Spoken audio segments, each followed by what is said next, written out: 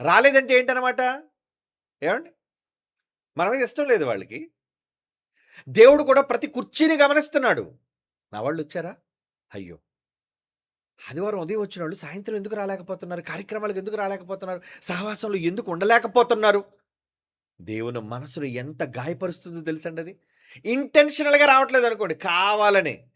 తర్వాత రీజన్ తెలుసుకుంటాం. ఏవండీ ఎందుకండి మీరు రాలేదంటే, అయ్యో! నేను వద్దునండి కానీ ఇంట్లో కొంచెం సమస్య అయిందని వెంటనే హాస్పిటల్‌కెళ్ళాల్సొచ్చింది. మీ చెల్లికి ఒంట్లో బాలేదండి. ఓహ్! అంతే కదా! ఇంకే కారణం లేదు గదా! అయ్యయ్యో! నెక్స్ట్ వీక్ వచ్చేస్తారండి. హమ్మయ్య! హ్యాపీ. ఏవండి? అంటే రీజన్ తెలుసుకొని అతను ఇంటెన్షనల్‌గా కాదు. ఏదో మరి అత్యవసర విషయంలో రాలేకపోయాడంటే అది వేరు. మరలా వచ్చే వారం చూస్తాడు. వచ్చాడా లేదా? దేవుడు కూడా వాళ్ళ మనస్సులు వెతుకుతున్నాడు లోన. ఇంతకీ వీడు కావాలని రాలేదా? లేదా పనుండి రాలేదా? ఏదో పనంటే పని పెట్టుకోవడం వేరు. పని తప్పించుకొని రావడం వేరు. నువ్వు నిజంగా నా మీద ప్రేముంటే పని ఎన్ని